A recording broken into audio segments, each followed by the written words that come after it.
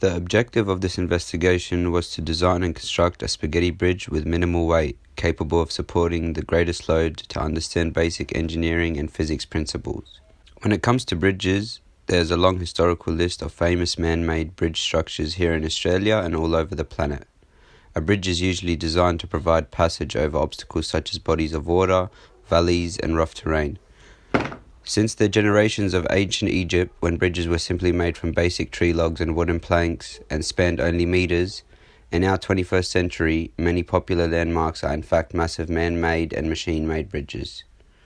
Some of these famous bridges include the Golden Gate Bridge, spanning 2,737 meters, Sydney Harbour Bridge, and the Hangzhou Bay Bridge, spanning a whopping 35,673 meters in China.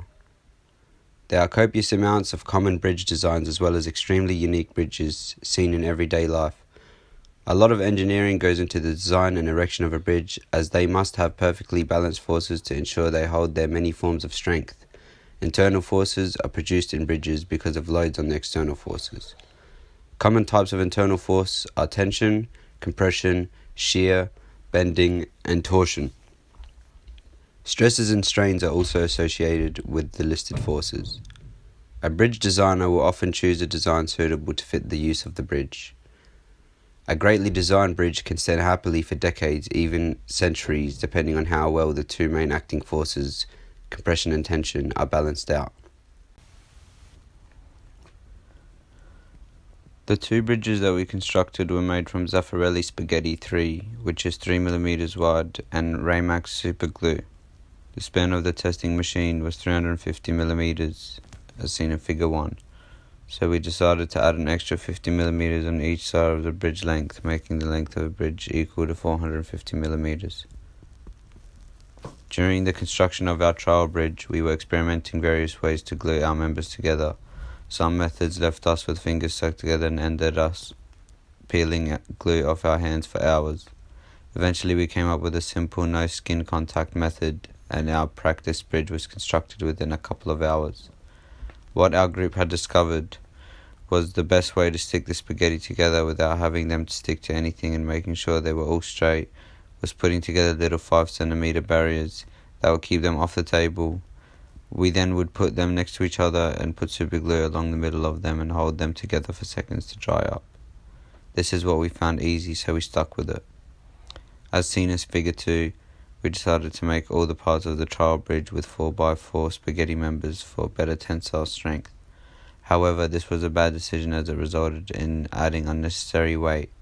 Our bridge members summed up to 277 grams, which went over the 200 grams weight limit. Unfortunately, we did not have access to a scale at the time of the testing of the bridge, so we made sure we took all the pieces with us home to weigh the bridge after we tested it. After sticking the 4 pieces of spaghetti together, we would make a couple of them at a time and then stick 4 layers on top of each other. However, for our 2 bottom chords, since our bridge had to be 450 mm long, we had to use 8 layers of 4s next to each other to be able to get our right length. However, we did not want to have to stick them on top and then next to each other, because it would have led to having one strong weak point. We thought it would be a better idea to put the layers on top of each other at different points to make several weak points and the forces not focus on one certain point. For our top chord, we also did 4 spaghettis by 4 layers. This was the same as making our bottom chords, however this piece had to be 300 mm as it goes on top of the bridge. We also did the same method to make sure the weak points did not go on top of each other as seen in figure 5. For our trusses, in our practice bridge, we also used 4 spaghettis, followed with 3 layers on top of each other as seen in figure 6. This was the first bridge we were making. We did not have much experience making a bridge from spaghettis, thus we made few mistakes that we were not aware of at the time. One of our mistakes in our practice bridge was that they were not measuring our trusses and other components as we were making it, except for the verticals. We were pre-making our pieces. This made our bridge to not connect at points, which made certain points weak as seen in figure 7. However, this was because spaghettis are not all straight, and when glued together they have different bumps on them. The other main reason was due to not showing enough care when sticking the spaghettis on top of each other. In figure A, as the arrow shows, one of our top chord was not straight, which made it harder gluing our parts on it. This could have been one of the issues. During our practice bridge, we thought it would be a good idea to put a strut every 7.5 centimeters. This means we would have a strut on top of every single vertical post as seen in the pictures. We created our struts in practice as 4 spaghettis glued together, followed with a second layer. After observing and testing the spaghetti using the machine, we found out that we would need to add extra pieces to the middle of our bridge so the load could hang on.